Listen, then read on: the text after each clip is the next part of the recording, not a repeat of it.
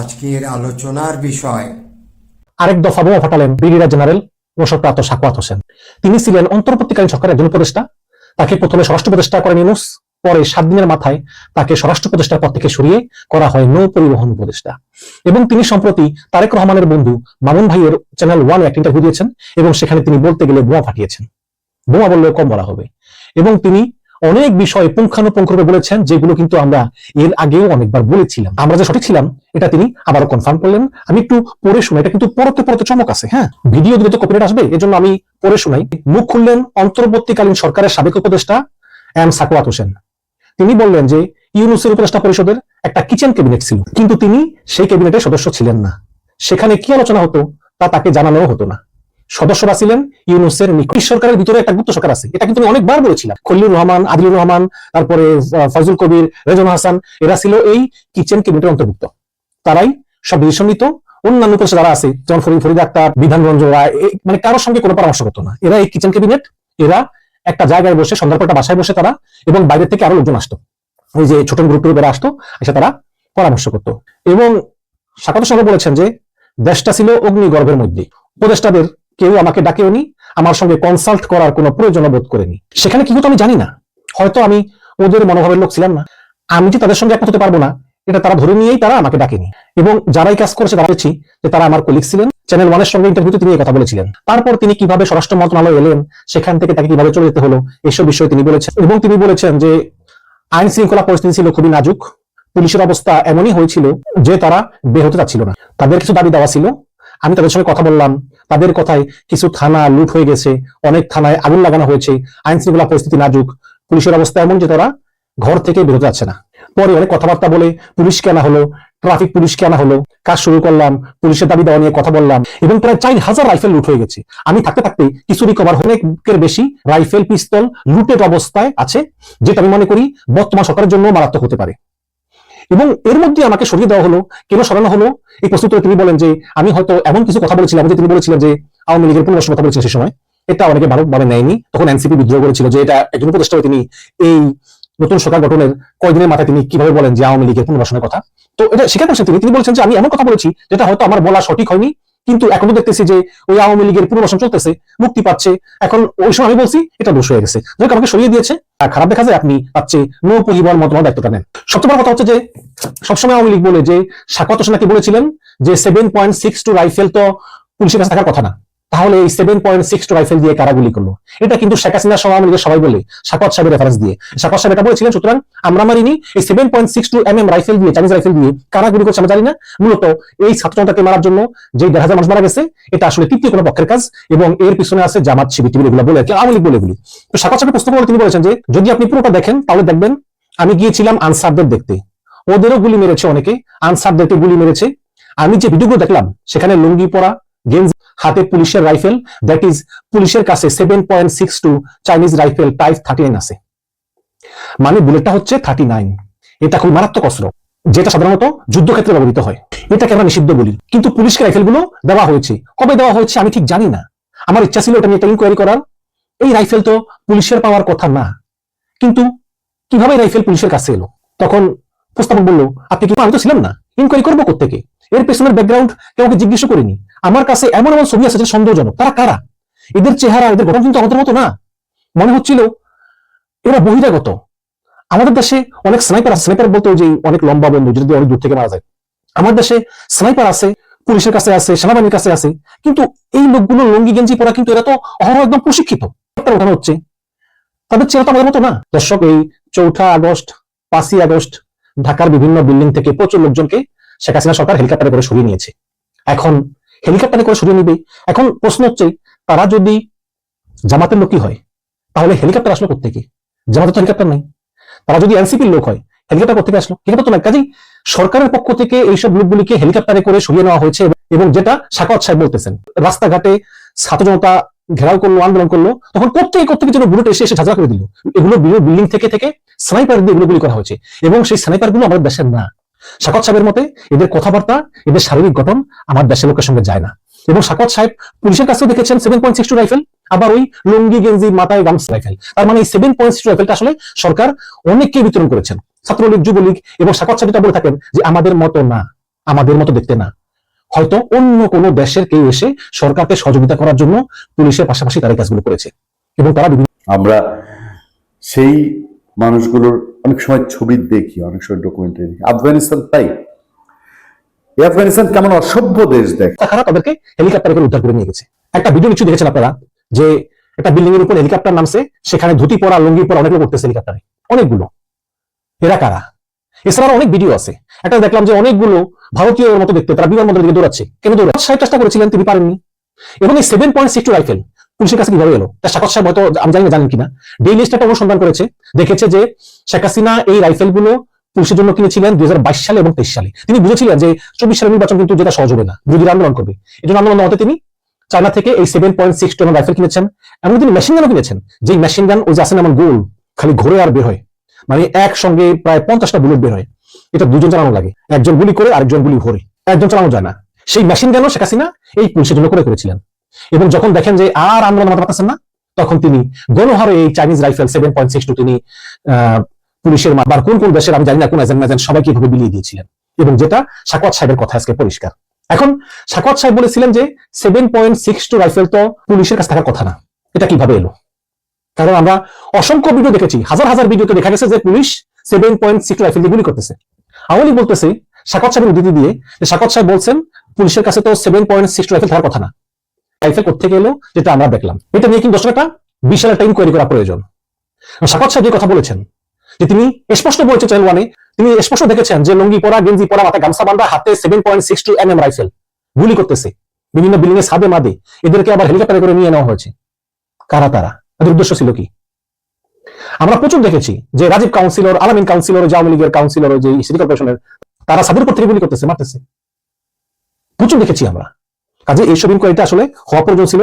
আমি জানি মুক্তি আমেরিকার সঙ্গে চুক্তি বা বিভিন্ন দেশের সঙ্গে চুক্তি নিয়ে না কথাবার্তা বলেছেন, কিন্তু সবচেয়ে গুরুত্বপূর্ণ ব্যাপার হচ্ছে যে একটা গণ আন্দোলন হলো, সেই গণ আন্দোলনে পুলিশ নামলো, সেনাবাহিনী নামলো, বিডিআর নামলো, র্যাব নামলো, হেলিকপ্টার থেকে গুলি করা হলো, ঢাকা শহরের যে উঁচু উঁচু বিল্ডিং গুলো, এইসব বিল্ডিং এর অলিতে গলিতে স্নাইপার রাইফেল দিয়ে পাখির মতো গুলি করে হত্যা করা হলো। কিন্তু ইউনূস সরকার 1.5 বছর ছিল, তারা তো ইনকোয়ারি করতে পারতো। সাকওয়াত সাহেব ছিলেন স্বরাষ্ট্র মন্ত্রণালয়ের উপদেষ্টা, 7 দিনের মতো ছিলেন তিনি। তিনি নিজে বলেছেন যে এই এমনকি ছাত্ররা মারা গেছে, এমনকি আনসারের গায়ে লেগেছে। এবং এইসব রাইফেলের যে কার্তুস গুলো এত বড় বড়, এগুলো যার গায়ে লাগে তার বাঁচার কোনো সম্ভাবনা থাকে না। এবং এগুলো দিয়ে এলো পাথারি গুলি করা হয়েছে। কারা গুলি করেছে? পুলিশ গুলি করেছে এবং কিছু লোক গুলি করেছে যারা দেখতে আমাদের মতো না। সাকওয়াত সাহেব নিজের কথা, আপনার চ্যানেল ওয়ানে গিয়ে ইউটিউব চ্যানেল দেখতে পারেন আপনারা। কাজে এগুলোরও ইনকোয়ারি করতে হবে, টিকে রাখার জন্য। কারা এই 7.62? ও একটা কথা বলি, এই 7.62 রাইফেলের চালান যখন চট্টগ্রাম বন্দরে আসে, এটা ডেইলি স্টারে বলেছিল, তখন এগুলো সেনাবাহিনীর নামে খালাস করা হয়। খালাস করার পরে তারপরে এগুলো নেওয়া হয় পুলিশের হেডকোয়ার্টারে, সেখানে এগুলি পুলিশের নামে বরাদ্দ দেওয়া হয়। অথচ আমদানি করা হয়েছিল কিন্তু সেনাবাহিনীর নাম করে।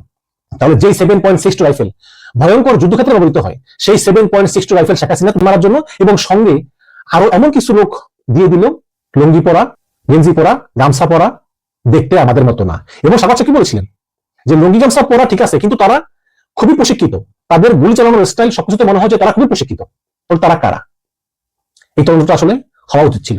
এখন ইউনূস সরকার চলে গিয়েছে, তারেক রহমান সরকার আসছে, আমি জানি না এটা অন্তর হবে কিনা, মনে হয় হবে না। কিন্তু যে Bangladeshi police, army, Chhatra League, Jubo League, RAB, BGB, এরা গুলি করে তো মেরেছেই, কিন্তু সঙ্গে আরো কারা ছিল?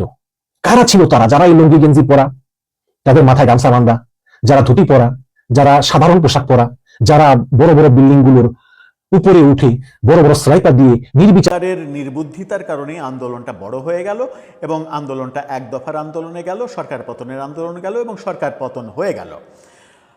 সেই আন্দোলনকে কেন্দ্র করে একটা প্রশ্নের মীমাংসা এখনো হয়নি, সেটা হচ্ছে 7.62 যে বুলেট করেছে, কারা স্নাইপার ব্যবহার করেছে। স্নাইপার ব্যবহার করে নিখুঁত যে হাতের ক্যারিশমা দেখিয়েছে কারা, কপালের মাঝখানে ঢুকেছে, পেছন দিয়ে বেরিয়ে গেছে, এই দৃশ্যগুলো যেটা স্বয়ং সাবেক সরকারের প্রথম দায়িত্ব পাওয়া যিনি স্বরাষ্ট্রমন্ত্রী ছিলেন ব্রিগেডিয়ার সাখাওয়াত হোসেন, তিনি স্বীকারও করে নিয়েছিলেন। এবং তার স্বীকার কয়েকদিনের মধ্যেই, এক সপ্তাহের কিছু বেশি সময়, 10 দিনের মধ্যেই তিনি তার দায়িত্ব হারিয়ে ফেলেছিলেন। কিন্তু সেই রহস্যের উন্মোচন হয়নি। এখন সরকার তার দায়িত্ব শেষ করেছে, প্রফেসর ইউনূস সরকার তার দায়িত্ব শেষ করেছে, কিন্তু ব্রিগেডিয়ার সাখাওয়াত হোসেন সেই ঘটনাগুলো কি ভুলে গেছেন?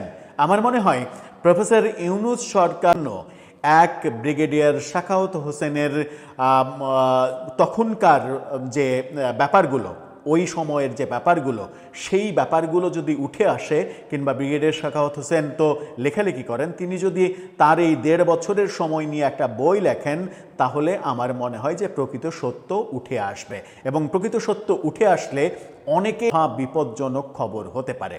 এবার তিনি চ্যানেল 1 এবং আরেকটি অনলাইন প্ল্যাটফর্মের সঙ্গে প্রথমবারের মতো সাক্ষাৎকার দিয়েছেন সরকারের দায়িত্ব শেষ হওয়ার পরে, এবং তিনি যথারীতি ওই প্রশ্নের মুখোমুখি হয়েছেন, স্নাইপার কারা ব্যবহার করেছে, এই শার্প শুটার এরা কি পুলিশের লোক নাকি সিভিলিয়ান, এই প্রশ্নের উত্তর দিয়েছেন তিনি, এবং সেই প্রশ্নের উত্তরের প্রসঙ্গে চাঞ্চল্যকর একটা মন্তব্য উঠে এসেছে। চ্যানেল 1-এর সঙ্গে সাক্ষাৎকারে সেই চাঞ্চল্যকর মন্তব্যটা যদি সত্য হয়, তাহলে আমার মনে হয় যে প্রফেসর ইউনূসের অন্তর্বর্তীকালীন সরকার বিতর্কিত হয়ে পড়বে, এবং পুরোটাই বিতর্কিত হয়ে পড়তে পারে। চলুন একটু জেনে দেখি ব্রিগেডিয়ার সাখাওয়াত যে প্রসঙ্গের অবতারণা করলেন, সেই প্রসঙ্গটা নিয়ে যদি কথা বলা শুরু হয়, সেটা কোন দিকে যাবে, কে ফাঁসবে। থাকবেন পলিটিক্স টিভির নিয়মিত আয়োজনে। দর্শক, বলছিলাম যে স্নাইপার কারা ব্যবহার করেছে। আমরা একজন সাবেক সেনা সদস্য, তাকে আমরা দেখেছি স্নাইপার নিয়ে তিনি খেলা করছেন, তার বাচ্চা স্নাইপার নিয়ে খেলা করছেন, তিনি তার ওই